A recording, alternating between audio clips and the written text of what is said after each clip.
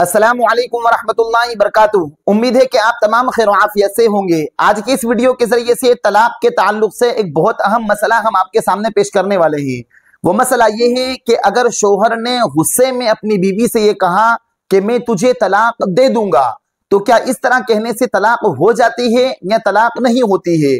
तो देखिए, इस वीडियो के जरिए से हम आपको तफसील से बतलाने वाले हैं, इसलिए कि तलाक के ताल्लुक से बहुत सारे मसाइल पूछे जाते हैं और बहुत सारे लोग तलाक के बारे में सही मसला नहीं जानते हैं।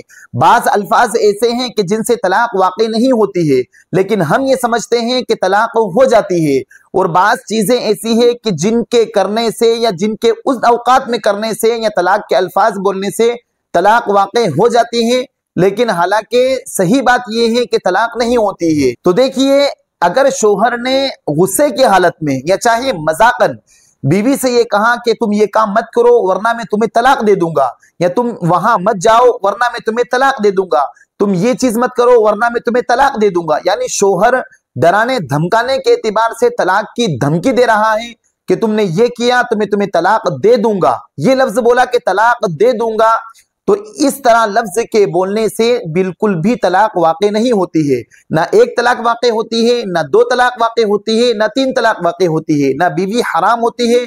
यानी ये लफ्ज इस्तेमाल किया कि मैं तुझे तलाक दे दूंगा। अगर बीवी बहुत ज्यादा बोल रही थी या बहुत ज्यादा गुस्सा कर रही थी या बीवी बहुत ज्यादा शोहर की नाफरमानी कर रही थी और शोहर ने ये अल्फाज कहा कि तुम चुप हो जाओ वरना मैं तुम्हें तलाक दे दूंगा, तो अगर बीवी फिर भी चुप ना हुई तो शोहर के इस लफ्ज के बोलने से कि तुझे तलाक दे दूंगा, इससे तलाक वाकई नहीं होती है। वजह उसकी ये है कि ये तलाक की धमकी देना हुआ, ये फ्यूचर के अल्फाज हुए कि मैं तुझे तलाक दे दूंगा, ये सिर्फ धमकाना हुआ है, इससे तलाक वाकई नहीं होती है। तो लिहाजा हम इस मसले को अच्छी तरीके से याद रख लें कि अगर जिस अल्फाज में दे दूंगा इस्तेमाल किया है कि मैं तुझे तलाक दे दूंगा या मैं तुझे छोड़ दूंगा या मैं तुझे अपनी तेरी माँ के घर छोड़ के आ जाऊंगा या मैं तुझे आजाद कर दूंगा, तो इन अल्फाज से तलाक वाकई नहीं होती है।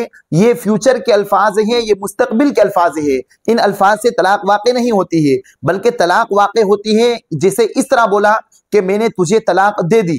तो लिहाजा अब ये लफ्ज जो लफ्ज है तलाक दे दी, तो इससे तलाक वाकई हो गई, क्योंकि ये करने के काम पर, यानी कि अभी जो चल रहा है हाल कि मैंने तुझे तलाक दे दी, मैंने ये काम कर दिया, तो ये ऐसा ही है जैसे मैंने ये काम कर दिया है। एक तो ये मैं काम कर दूंगा, तो जब तक वो काम नहीं होगा उस काम के करने को नहीं कहा जाएगा। अगर वो कहे मैंने काम कर दिया है तो यही समझा जाएगा कि काम हो गया है। तो इसी तरह तलाक है कि अगर कहा कि मैंने तलाक दे दी तो लिहाजा अब तलाक वाकई हो गई, और कहा कि मैं तुझे तलाक दे दूंगा, तो इस तरह बोलने से तलाक वाकई नहीं होती है। हम इस मसले को अच्छी तरीके से याद रख ले। अब रहा सवाल ये कि बहुत सारे अल्फाज और बहुत सारे औकात ऐसे हैं कि जिनमें हम ये समझते हैं कि तलाक वाकई नहीं होती है, लेकिन हकीकत और सही बात यह है कि उन औकात में या उन लफ्जों को बोलने से तलाक वाकई हो जाती है। जैसे बहुत सारे लोग ये समझते हैं कि अगर हमने प्रेग्नेंट औरत को तलाक दी, जब हमारी बीवी हमल से हो, उसके पेट में बच्चा हो, जब वो प्रेग्नेंट हो, अगर हमने इस हालत में उसे तलाक दी है तो तलाक नहीं होती है। हालांकि शरीयत का सही मसला ये है कि चाहे बीवी प्रेग्नेंट हो या बीवी प्रेग्नेंट नहीं हो, इससे तलाक बिल्कुल वाकई हो जाती है। चाहे हमल से हो बीवी, पेट में उसके बच्चा हो, आखिरी अय्याम चल रहे हो, नवा महीना चल रहा हो, तब भी तलाक वाकई हो जाती है।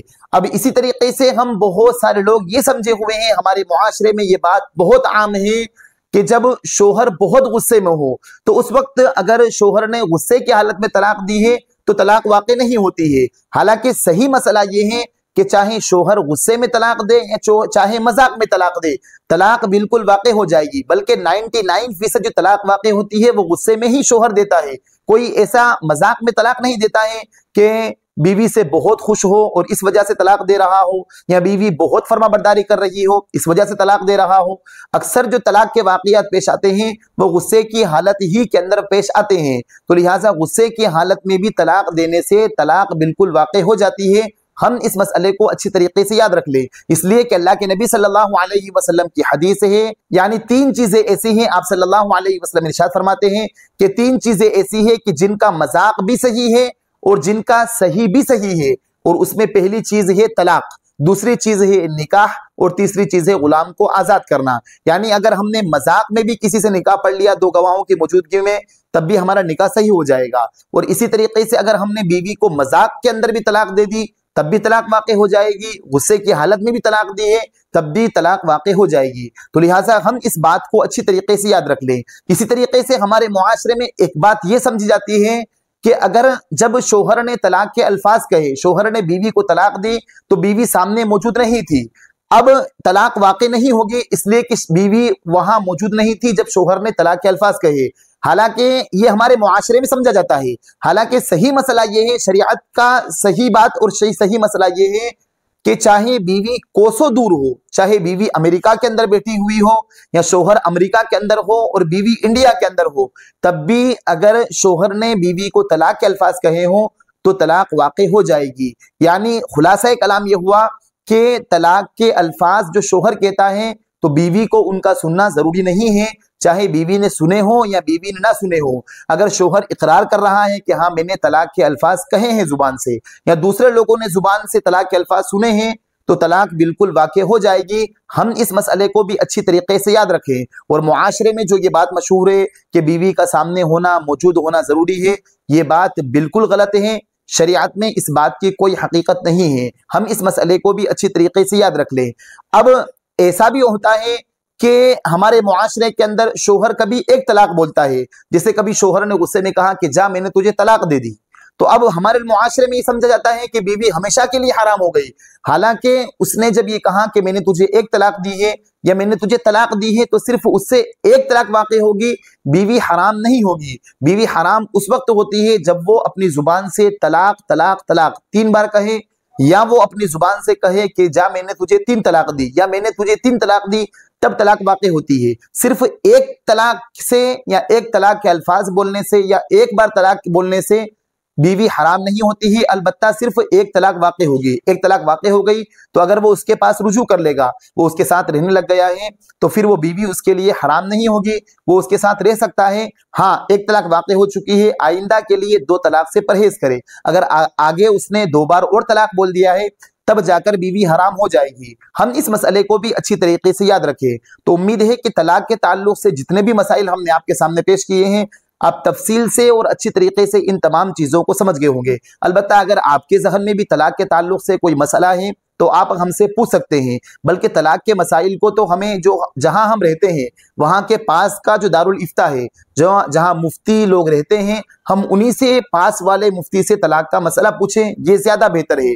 अलबत्ता अगर आपके ज़हन में कोई खलिश है तलाक के ताल्लुक से, तो आप कमेंट बॉक्स में हमसे उसका मसला पूछ सकते हैं। इंशाअल्लाह ताला हम कोशिश यही करेंगे कि हम कमेंट बॉक्स के अंदर ही आपके सवाल का जवाब दे दें।